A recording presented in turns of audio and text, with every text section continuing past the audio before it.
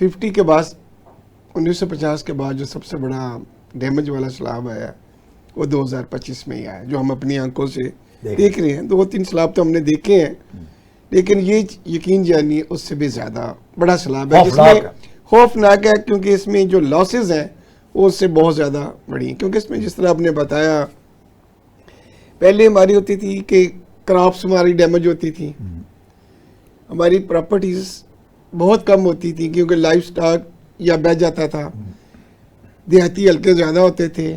لیکن اب انفارچونیٹلی میں یہ کہوں گا کہ ہماری ایک غلط پلاننگ کی وجہ سے، پلاننگ میں کہوں گا نا کہ ہماری پلاننگ ٹھیک نہیں تھی، کہ ہم نے جو فلو ہے پانی کا اس کو اندر ہی ہم نے گڑبڑ کر دیا، کالونیاں نیچر کے خلاف چلنے شروع ہو آپ کے دوستوں کے نام آ رہے ہیں بٹ صاحب جنہوں نے کالونیاں بنائی ہیں، کروڑوں نہیں اربوں روپے کمائے ہیں. اس لیے سر کہہ رہا ہوں کہ پوش کالونیاں، اس لیے میں کہہ رہا ہوں سر کہ اس وقت جو نقصانات جو ہوئے ہیں وہ پراپرٹیز کے بھی بہت زیادہ ہو رہے ہیں، لائف سٹاک بھی. یہ میرا ہمیشہ سے سر یہ ایک دعویٰ رہا ہے کہ ہماری پرائرٹی سب سے پہلے ایگریکلچر کے اوپر ہونی چاہیے، جس کے اوپر ہماری انڈسٹری چلنی ہے، جس کے اوپر ہی ہمارا باقی بقا ہے.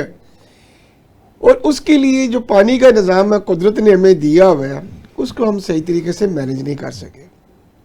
میں کہتا ہوں کہ پاشا صاحب، میں تو آفرین کہتا ہوں اس انگریز کو کہ یقین جانیے کہ اس نے ہمیں پتہ بھی تھا کہ اس نے یہاں ساری زندگی نہیں رہنا، لیکن اس نے ہماری جغرافیائی حالات کو دیکھ کے، ہماری آبی حالات کو دیکھ کے ہمیں دنیا کا وہ بہترین آبی نظام، نہری نظام وہ دے کے چلا گیا. دنیا کا سب سے بڑا، شاید سب سے بڑا اور سب سے ویلیوبل سر جو ہے وہ نظام دے کے گیا.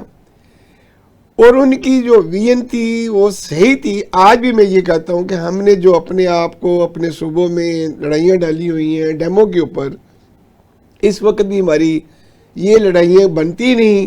اگر جس طرح انگریز نے پلاننگ کی کہ یہاں بیراج بنائے گئے، لنک کنالز بنائی گئی اور اریگیشن کا سسٹم جو ہے وہ ڈیولپ کیا گیا، اگر یہی سوچ اس کے بعد ہم باقی چیزوں کو سیکنڈری رکھتے، پہلے پانی کی ترجیح رکھتے کہ ہم نے یہ جو اتنا پانی اربوں ڈالر کا ہم سمندر میں پھینک رہے ہیں، کیا اس کے لیے ہم نے کوئی نشیبی علاقوں میں کوئی ریزرویشن بنائی ہے، کوئی بیراج ہم اس کو زیادہ بنا لیتے، تو شاید آج ہم یہ جو نقصانات اٹھا رہے ہیں اور کشکول لے کے دنیا میں نکلنے لگے ہیں کہ جناب ہم ڈوب رہے ہیں تو ہماری مدد کرو، شاید یہ ہمیں ضرورت نہ پڑتی. حقیقت میں یہ میں کہتا ہوں کہ ہر گورنمنٹ نے، میں یہ نہیں کہتا ہماری گورنمنٹ نے، سب گورنمنٹوں نے جو بھی آئے ہیں ان کی پرائرٹیز سر وہ چینج ہوتی گئیں. پرائرٹی ہماری وہی میں کہتا ہوں کہ ہماری بیس ایگریکلچر ہونی چاہیے تھی.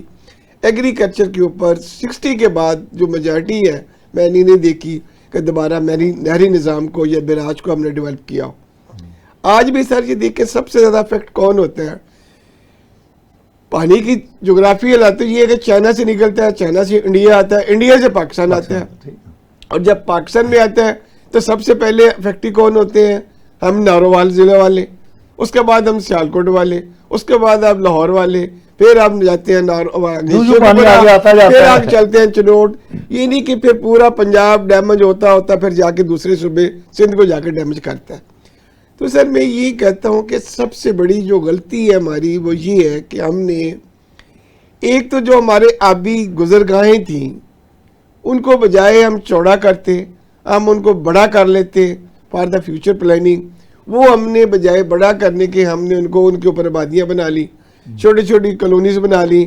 اب اس کے بعد رہتی گڑتی کثرت یہ ہوتی تھی یہ کہ ہم نے روڈا بنا لی ہے. وہ جو بات آپ کہہ رہے تھے لاہور کی، اب دیکھیں ڈوبنے کو تو ہمارا سارا شہر سیالکوٹ ڈوبا ہے، اتنی خبر نہیں بنتی.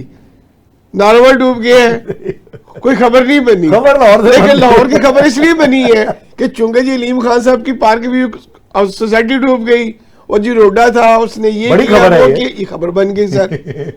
تو سر میں یہ کہتا ہوں چلے اسی بہانے بھی کم از کم اگر ہم فار دا فردر ابھی اگلے وقت کے لیے پلاننگ اس کو مد نظر رکھتے ہوئے یہ کر لیں، اس جہریت سے، پانی کی آبی جہریت سے بچنے کے لیے اگر اب بھی ہماری حکومت اپنی چینج کر لے تو میں یہ کہوں گا سر کہ یہ ہمارے لیے مستقبل کے لیے بڑی فائدہ مند ہے. ورنہ سر یہ اربوں ڈالر کا جو ہم پانی ضائع کر رہے ہیں سر، اور اتنے ارب ڈالر تو ہمیں شاید وہ زکوٰۃ، اتنی امداد، اتنی گرانٹ نہیں مل رہی جتنا ہم اپنا جو ہے سرمایہ ضائع کر رہے ہیں سر. آپ نے ایک سیاستدان کی باتیں سن لیں جی 1950 سے اسی قسم کی باتیں ہم سن رہے ہیں. اف اینڈ دین کر لیتے تو یہ ہوتا, کر لیتے تو وہ ہوتا. کچھ ہوتا ہوا مجھے تو نظر نہیں آ رہا. جی میں آپ کی بات سے اتفاق کرتا ہوں, اس لیے کہ ابھی تک ایگریکلچر کو ڈیولپ کرنے کے لیے کوئی ایسی پالیسی نہیں بنی کہ ہم ایگریکلچر کو ڈیولپ کریں. ہم فارمر کو سبسڈی دینے کے علاوہ اور کچھ نہیں کر رہے, اور وہ بھی ہمارے کاشتکار تک نہیں پہنچتی, پوری نہیں پہنچتی. اس کے مختلف طریقے ہوتے ہیں لیکیج کے, جس کی وجہ سے ہمارا کسان جو ہے وہ جتنی ہماری ایڈورٹیزمنٹ ہوتی ہے اس کے مطابق اگر کسان کا آپ رد عمل لیں تو آپ کو اندازہ ہو جائے گا کہ جو ہم کہہ رہے ہیں, جو ہم بتا رہے ہیں, وہ اس کی سچائی کیا ہے. اس کو اتنا مشکل کر دیا جاتا ہے کہ کسان تک وہ آسانی سے نہ پہنچ سکے. اگر کسان اپنا ایک دن پورا خرچ کر کے 2 دن پورے لگا کے جا کے 1000 2000 3000 کی سبسڈی لے بھی لیتا ہے تو اس کا پیچھے کون کام سنبھالے گا؟ اس کے پاس اتنا وقت نہیں ہوتا 2-3 دن ضائع کرنے کے لیے کہ وہ اپنے اس کو سنبھالے. اس کے طریقے مختلف ہوتے ہیں کہ آپ مجموعی طور پہ کسانوں کے لیے کچھ نہ کچھ کر دیں. وہ یہ کسان کارڈ بنا دیا, سبسڈی دے دی. میں کوئی پچھلے 30-35 سالوں سے ایگریکلچر سے وابستہ ہوں اور یہی دیکھتا آ رہا ہوں کہ سبسڈی دے دی مختلف طریقوں سے, اور دوسرا ایگریکلچرل مشینری پہ سبسڈی دے دی. جو کسان بہتر کاشتکار ہوا, جس کی پیداوار زیادہ ہو گئی, چلے اس کو لگا لیں کہ یہ تو ٹھیک ہے, وہ اس کا اچھی بات ہے. اس کے مقابلے میں آ کے اس نے چیز کو ون کیا, انعام لے لیا. سپورٹ پرائس بھی اس کی ایگریکلچر پروڈیوس کی, ہاں جی, یہ بھی ایک اچھا. ہاں جی. لیکن اگر ہم اس کے ساتھ ساتھ پاشا جی, ہم جو اس کے ہم کہتے ہیں کہ ان پٹس, زرعی مداخل جن کو ہم کہہ لیں اردو میں, کھاد بیج وغیرہ, پیسٹیسائیڈ وغیرہ, ان کی پرائس کو کنٹرول کریں اور ان کی پرائس اتنی کر دیں کہ کسان آسانی سے خرید سکے, ہر کسان. تو یہ کارڈ کی سبسڈی کی ضرورت ہی نہیں رہ گئی. اچھا رانا صاحب ایک بات بتائیں, اب یہ جو تباہی مچی ہے, جی کھڑی فصلیں تباہ ہو گئی ہیں, ہاں جی, تو کسان کیا کرے گا اب؟ مطلب اس وہ تو بالکل فلاح ہو گیا نا, ایسا ہی ہے. اب کیا ہوگا؟ اب جو رقبے بہہ گئے ہیں اس میں ہماری 2 میجر کراپس آ رہی ہیں. اوکے, رائس بیلٹ پوری کی پوری اس سے متاثر ہوئی ہے. حافظ آباد, گجرانوالا, سر سٹارٹڈ فرام ناروال سے لے کے آپ پوری ننکانہ شیخوپور تک جائیں گے نا, حافظ آباد رائس بیلٹ ہے. یہ ساری رائس بیلٹ ہے جیلم تک. یعنی 2 دریاؤں کے درمیان سمجھے نا, راوی اور چناب کے درمیان جتنا بیلٹ ہے وہ رائس بیلٹ ہے. تو وہ ساری ڈیمیج ہوگی, وہ فردر بھی کراپ نہیں اگا سکیں گے.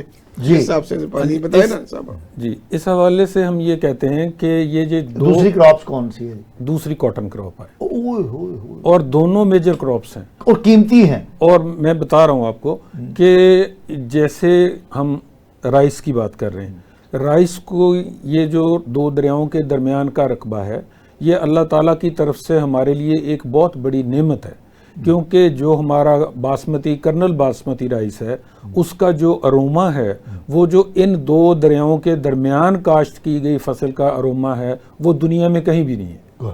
یہ بڑا پوائنٹ ہے, یہ ان بیٹیبل ہے, کیونکہ اللہ تعالیٰ نے وہاں پہ آب و ہوا ہی ایسی بنائی ہے, اور ہوا میں نمی کا تناسب, گرمی کی ریشو, سرد اور موسم کے حوالے سے سپورٹیو ہے, جو اس کو سپورٹ کرتا ہے, اور اروما جو اس کا پیدا ہوتا ہے, خوشبو اس کی پیدا ہوتی ہے, وہ دنیا میں کسی اور جگہ پہ نہیں ہے. مختلف ممالک میں, جس میں امریکہ بھی شامل ہے, انہوں نے پوری سوائل اس طرح کی تیار کر لی, لیکن سوائل تو تیار ہو گئی, تو وہ فضا کیسے بنائیں؟ وہ اوکے, وہ اروما وہ پیدا نہیں کر سکے. اور ہماری بدقسمتی یہ ہے کہ ہمارے ملک سے خرید کے مختلف دوسرے ممالک میں, دبئی وغیرہ یا دوسرے ممالک میں جا کے اس کو ری پیک کر کے اپنا برانڈ بنا کے پوری دنیا میں بیچ رہے ہیں, جبکہ ان کے ملکوں میں یہ کراپ ہے ہی نہیں. اور صرف یہ نہیں, ہمارا جو पिंक सॉल्ट है, रॉक सॉल्ट जिसको कहते हैं, pink salt, kewra kewra mine, ये हमसे औने पौने दामों खरीद के इसको हिमालयन से सॉल्ट कह के बेचा जा रहा है अपना टैग लगा के। हिमालय में कहाँ से आ गया? ये तो पाकिस्तान में है।